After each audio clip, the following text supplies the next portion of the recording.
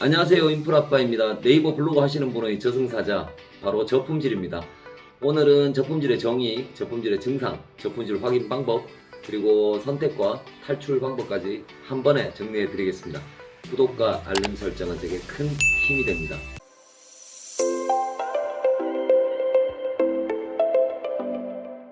네이버 블로그를 하다 보면 자신이 알거나 모르거나 늘 저품질의 위험에 노출되어 있습니다. 누구라도 그렇습니다.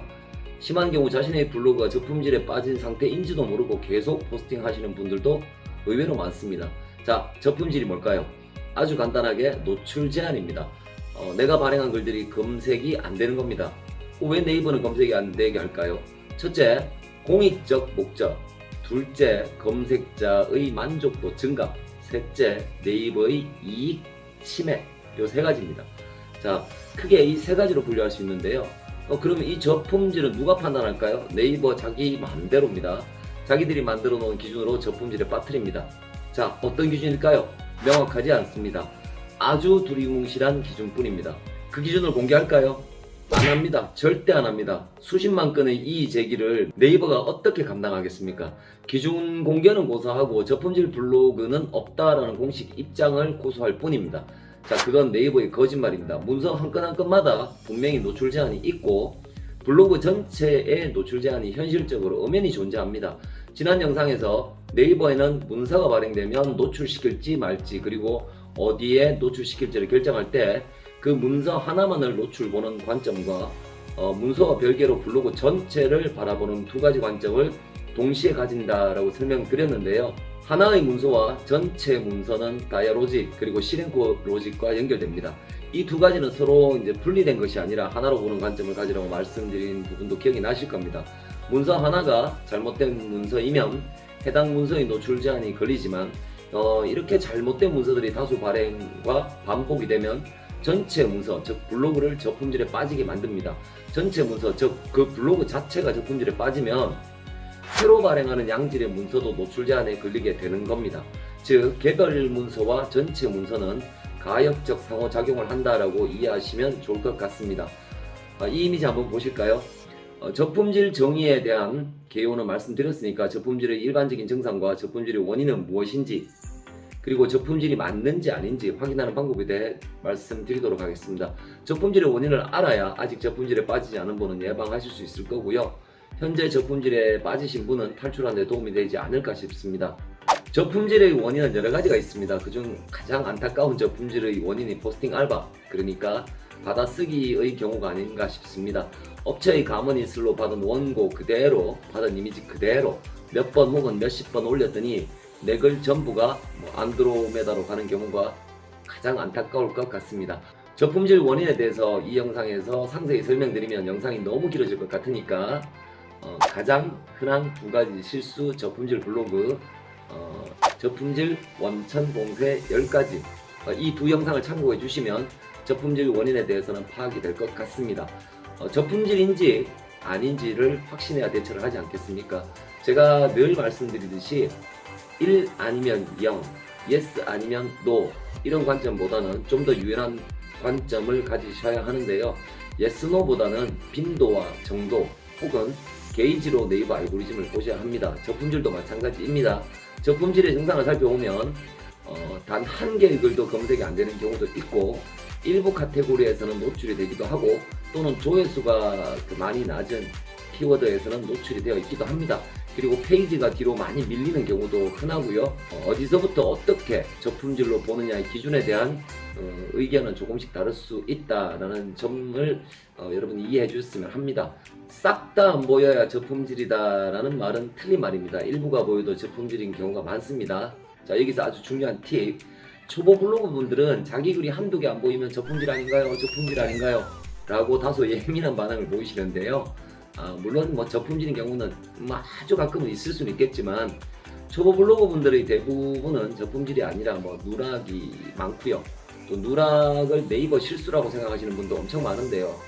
꼭 그렇지는 않습니다. 진짜 누락도 있습니다. 하지만 대부분 초보들이 얘기하는 저 누락됐어요 라는 대부분은 지수, 품질, 규격, 타이틀, 이미지 등 어떤 기본 작성법에서 어긋난 경우가 훨씬 많으니까 초보 블로그 분들은 너무 예민하게 제품질 과민 반응을 안 하시는 게 좋을 것 같습니다.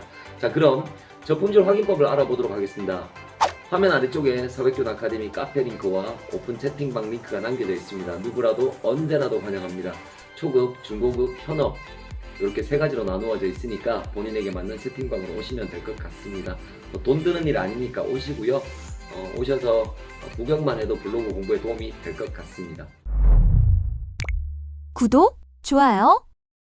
저품질 확인법. 첫째, 방문자가 격감한다. 예를 들어 1000명 방문자가 갑자기 500, 갑자기 300, 갑자기 100 이렇게 격감하면 일단 저품질을 의심해 봐야 합니다. 단 방문자 격감은 단기간 며칠 또는 일주일 사이에 나타나는 경우여야 합니다. 이슈 키워드로 순간 늘어난 방문자가 줄어드는 경우는 저품질과는 전혀 관련이 없고요. 또 두세 달 쉬었더니 1000명 방문자가 500명으로 줄었어요. 그건 역시 저품질하고 아무 상관없습니다. 아닙니다. 두 번째, 통계 페이지의 유입 경로를 보시면 네이버 유입의 격감이 보인다면 이건 역시 의심해 보셔야 합니다. 초보 블로그 분들이 활동을 시작하면 네이버 유입보다 초반에는 다음 유입이 많은 경우가 흔하게 나타나는데요. 이건 저품질과는 관련이 없으니까 포스팅 개수가 30개, 50개, 100개, 200개 이 정도 되시는 초보 블로그 분들의 유입 경로 중에 다음이 많은 경우는 저품질에서 완전히 논외로 따로 빼셔야 합니다. 상관없는 얘기니까요. 자, 그런데 어느 정도 포스팅을 좀 해오신 분들이 갑자기 네이버 유입이 확 줄어든다. 이런 경우에 저품질이 의심된다라는 것을 기억해 주셨으면 합니다. 자, 세 번째, 키워드들의 순위가 비정상적으로 한순간에 뒤로 밀려나게 되는 현상이 눈으로 보인다라면 이건 조금 심각한 상황입니다. 저품질 당연히 의심해 봐야 합니다. 뷰 영역에서 만약에 저희가 4번째 노출이 됐다?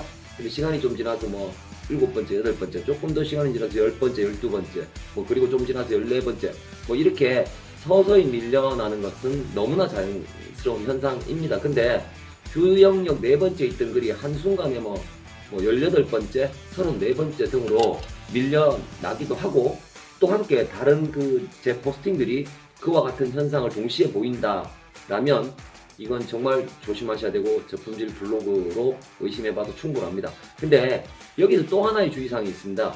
비정기 대형 업데이트, 1년에 서너 번씩 하죠. 또는 매월 정기 업데이트, 또는 서버 점검 등등의 이유로 멀쩡한 내 글이 사라지거나 순위가 밀리는 경우가 있는데 이건 저품질과는 아무런 관련이 없다고 보셔야 합니다.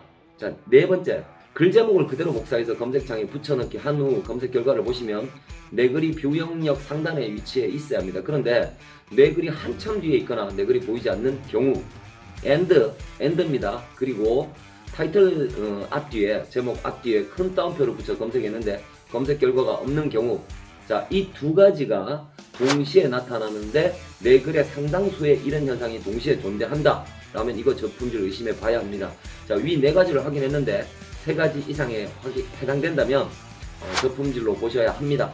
한두 가지에 해당되면 안전하다는 의미는 절대 아닙니다. 한두 가지에 해당되더라도 위험한 신호일 수 있으니까 좀 더 정확한 진단을 한번 해보시고요.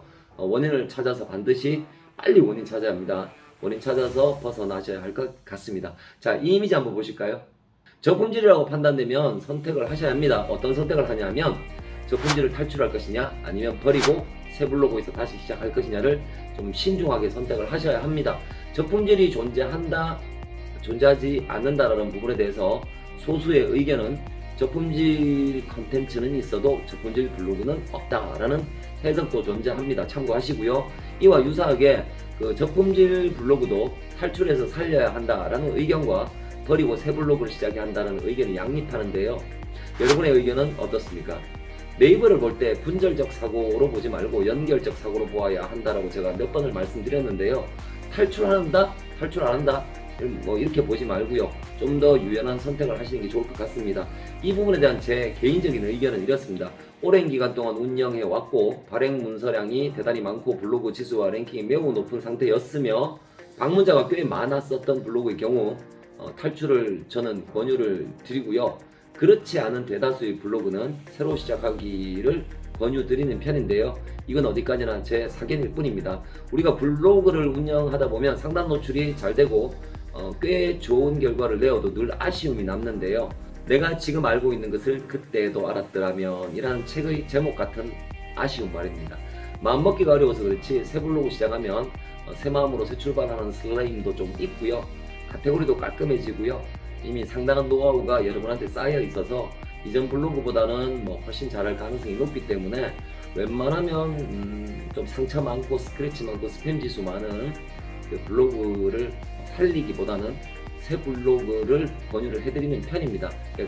판단이 좀 다를 수가 있다는 거죠. 제가 판단할 때는 이 블로그는 좀 살리는 게 좋겠어요. 이 블로그는 새 블로그가 좋겠어요. 그러니까 저품질에 걸렸으니까 무조건 버리세요. 저품질에 걸렸으니까 무조건 뭐 새 블로그 하세요. 아니면 무조건 다 살리세요. 저는 그렇게 선택하지는 않습니다. 어디까지나 이건 제 사견입니다. 자, 이분 참 어려운 이야기 맞죠? 자, 각자의 판단과 선택에 맡기도록 하겠습니다. 자, 마지막으로 탈출하는 방법입니다. 첫 번째, 저품질 원인부터 파악하셔야 합니다. 그 행위를 좀 소거하셔야 됩니다. 같은 행위를 반복하면 탈출은 그냥 더 심해질 뿐이니까요. 반드시 철저하게 원인 분석 알아내셔야 되고요. 아마 그럴 거야 라는 정도는 안 될 것 같습니다. 분명하고 명확한 원인을 좀 밝히시고 그 행동들을 적어도 반복은 하지 않으셔야 합니다. 자, 두 번째, 문제가 있는 포스팅은 아주 천천히 조금씩 비공개 또는 조심스러운 삭제나 수정을 좀 하셔야 합니다. 자, 세 번째, 순수 정보성 컨텐츠를 꾸준히 좀 많이 발행하셔야 합니다. 자, 네 번째, 무엇보다 블로그를 시작하는 초심으로 돌아가서 조급해하지 마시고요. 낮은 것부터 차근차근 잡아가셔야 합니다. 이렇게 하시다 보면 빠르면 2-3개월, 늦으면 6-7개월 정도에서 상당수 블로그가 저품질 탈출의 징조가 나타나게 됩니다. 물론 뭐 한 달 만에 뭐 탈출했다라고 하시는 분도 있는데 진짜 저품질 블로그였었는지 그거는 조금 제 생각에 의아한 부분도 없지 않아 있지만 어쨌든 뭐 빠른 분은 한 달 남짓만으로도 하신 분도 있고요. 어떤 분은 뭐 한 8개월, 9개월 넘어도 그 탈출의 징조가 보이지 않는 분들도 있습니다. 하지만 대부분은 빠르면 2-3개월, 늦으면 6-7개월 범위 안에서 저품질 탈출 징조가 나타나고 있더라. 그게 좀 보편적인 경우를 말씀드리는 겁니다. 자, 이상 저품질의 정의, 저품질의 증상, 그리고 확인, 그리고 선택, 그리고 탈출 방법까지 말씀드렸는데요. 우리가 저품질을 걸리고 탈출하는 방법 고민하지 마시고요. 가장 이상적인 방법은 저품질에 걸리지 않는 것이 아닐까 싶고요. 제가 욕심을 조금 더 내면 여러분의 블로그에 스팸 지수가 단 1도 쌓이지 않았으면 좋겠습니다. 지금 당장 남보다 조금 앞서가는 것보다 오랫동안 나의 머니트리를 기르는 마음으로 건강한 블로그에 더 마음을 쏟아주셨으면 합니다. 오늘도 좋은 하루 되십시오.